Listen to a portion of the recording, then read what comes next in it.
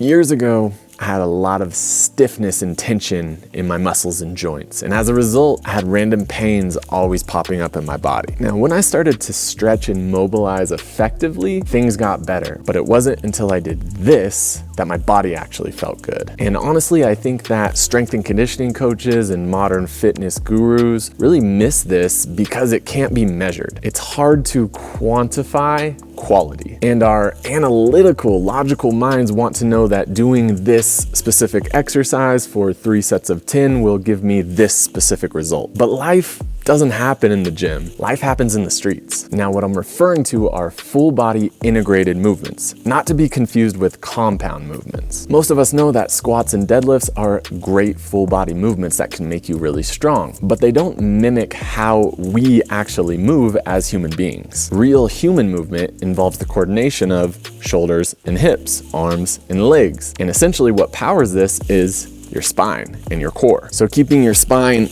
locked in place may help you squat more, but it won't make you a better mover. You know you're doing something right when people ask you if you're training mobility or strength. The answer is yes. One of the most common places we accumulate stiffness as adults is in the hamstrings. The bear walk is a full body integrated movement that forces us to flex the hips and open up the hamstrings and the calves. You'll also be working on your shoulders in a good overhead position. Begin in a downward dog style position and then start crawling forward, trying to keep your hips higher than your shoulders. When you first start out, you may not be able to get your hips very high, and your heels will most likely come off the ground. But over time, you'll start to get more of this A shape. So why is this good? Moving in a position gives a signal to the body that says, hey, we want to be able to use this position, so we need to get better at it. Because you're using strength, mobility, control, coordination, all in this position, your body warms up to it. And over some time, you'll be able to access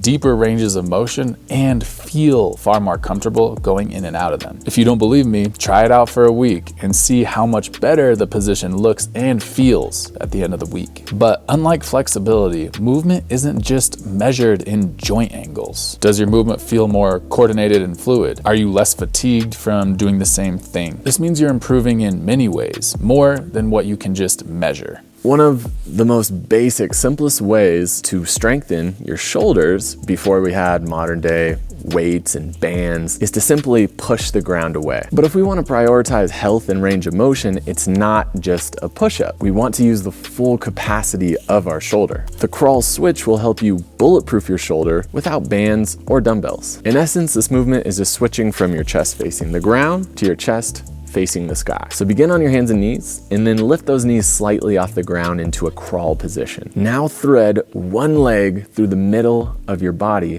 while lifting the opposite arm up and over. Let the momentum guide you until you find yourself on all fours facing the opposite way. The more you can control yourself while you only have one hand and one foot on the ground, the more coordination, strength, mobility, and higher quality of movement you'll obtain. We want to resist sinking into your shoulder or your hip. Make sure that you're proactively pushing the ground away through your hand and foot. As you progress, you'll find yourself keeping your hips higher, powered by the strength from your shoulders and your hips. Conventional lower body training is very linear. We go down and up. But strengthening your legs in off-axis positions will prepare you for anything that comes your way. The lunge hip switch gets you using a lunge in a functional way, getting down and up from the ground. Begin by just doing a normal lunge with one foot in front, one foot in back, and bringing that back knee to the ground. With the same hand as the back leg, reach towards the ground, and as you do that, notice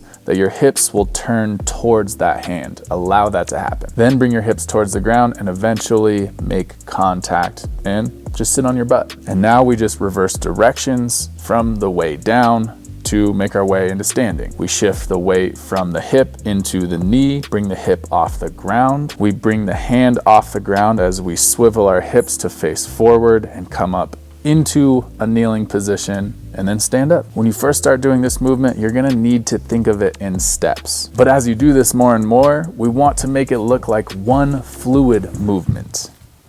The cool thing about these movements is there's no one right way to do them. You can change them and find ways to make them more challenging or just more fun. We obviously think it's really important to use mobility tools to strength train, but if you've never tried more of this organic functional movement, it may have a profound effect on how your body feels. Are you using any of these types of movements in your practice right now? How are they making you feel? Comment below. Let us know. We use a lot of these movements in our new program, Flexibility Flow, and you can get a free trial to see what it's all about. First link in description. Like this video, subscribe to StrengthSide.